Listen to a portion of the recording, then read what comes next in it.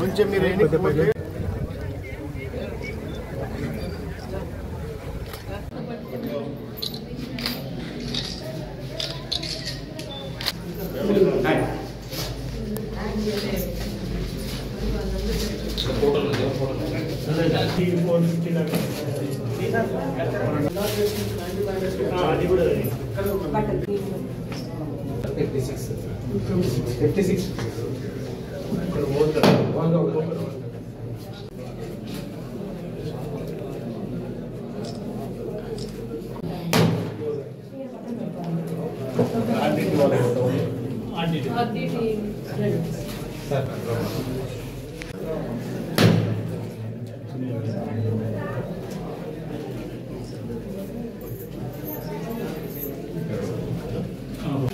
Sir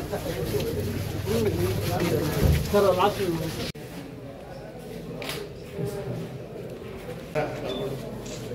right right అది కొట్టుకుంటా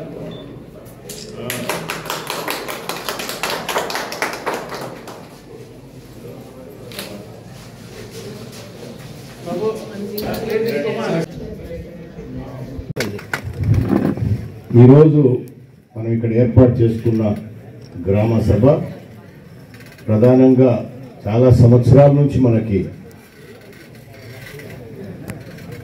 ఉన్న పొలాల సమస్యలు ఏదైతే ఉన్నాయో అవి పరిష్కారం చేయాలనే సంకల్పంతోనే అనేక మార్లు అధికారులతో చర్చించి వీళ్ళని ఏ విధంగా పరిష్కారం చేసి మీకు శాశ్వతంగా మళ్ళీ ఆ ఇబ్బందులు లేకుండా చేయాలనే ఉద్దేశంతోనే మనం ఈ కార్యక్రమం ఏర్పాటు చేసుకొని కలెక్టర్ గారిని కూడా మేడం కూడా నేను రిక్వెస్ట్ చేయడం అమ్మా మీరు కూడా రావాలి, గతంలో వచ్చారు.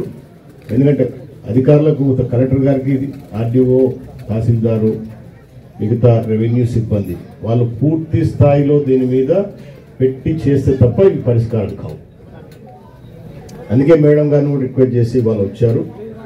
ఇంకొక శుభకార్యం కూడా ఈరోజు మంచి కార్యక్రమం జరిగింది. మన గౌరవ ముఖ్యమంత్రి గారు, కేంద్రంలో ప్రధానమంత్రి మోదీ గారు, పవన్ కళ్యాణ్ ఎన్డీఏ కూటమి మన ప్రభుత్వం ఏర్పడిన తర్వాత పేదలందరికీ కూడా ఇల్లు ఉండాలి, వసతి ఉండాలి ఖచ్చితంగా అనే దాంట్లో భాగంగా ఈరోజే గృహ ప్రవేశాలు కూడా చేయించాం. మన చెంచు కుటుంబాలు కూడా దాదాపు 52 కుటుంబాలు ఈరోజు కొత్త ఇల్లులు నిర్మించుకొని ఈరోజు గృహ ప్రవేశాలు చేశారు. మీకు ఒక విషయం తెలియాలి, హౌసింగ్ ఒక్కసారి 2-3 పాయింట్లు చెప్పి మళ్ళీ దీంట్లోకి వస్తాను. వాస్తవంగా ఈరోజు నేను గృహ ప్రవేశాలు చేసినవి పోయినసారి నేను ఎమ్మెల్యే ఉన్నప్పుడు ఫౌండేషన్ వేసినవి. ఎన్ని సంవత్సరాలు అయిందమ్మా? 2014-19లో నేను ఎమ్మెల్యే ఉన్నా. అది ఫౌండేషన్ వేసింది 18లో, 2018లో కరెక్ట్గా 2018 వేస్తే 2019లో వైఎస్ఆర్సీపీ ప్రభుత్వం వచ్చింది. ఈరోజంతా 2025. గడిచిన 5 సంవత్సరాలలో ఒక్క ఇల్లు కూడా పూర్తి చేయలే ఆ మహానుభావులు. మాలలు ఉన్నాయి కాబట్టి వేరే మాట్లాడలేము. మామూలుగా అయితే మామూలు మాట్లాడింటే వేరే రకంగా ఉండేది. 5 సంవత్సరాల్లో ఒక్క ఇల్లు కూడా పూర్తి చేయకుండా ఎన్నెన్నో మాటలు చెప్పి వాగ్దానాలు చెప్పి చివరకు గతంలో మన ప్రభుత్వం ఉన్నప్పుడు 14-19 ఏదైతే ఎస్సీ ఎస్టీలకు 2.5 లక్షల రూపాయలు ఇచ్చాం ఆ రోజు మనం. ఈ మహానుభావులు వైఎస్ఆర్సీపీ వచ్చిన తర్వాత 1,80,000. అది కూడా కేంద్ర ప్రభుత్వం పూర్తిగా, రాష్ట్ర ప్రభుత్వం ఒక్క రూపాయి లేకుండా కేంద్ర ప్రభుత్వం ఇచ్చిన డబ్బునే నేను ఇచ్చిన డబ్బా కొట్టుకొని ఐటీడీఏ పాప వీళ్ళు మన ఆర్డిటి వాళ్ళు ఉన్నారు, వాళ్ళు డబ్బేసి కేంద్ర ప్రభుత్వం ఇచ్చిన డబ్బుతో కట్టి ఇది నేను కట్టాను గొప్పలు చెప్పుకుండే పెద్ద మనిషి. ఈరోజు మళ్ళీ మన ప్రభుత్వం వచ్చిన తర్వాతనే మళ్ళీ అవి పూర్తయినాయి.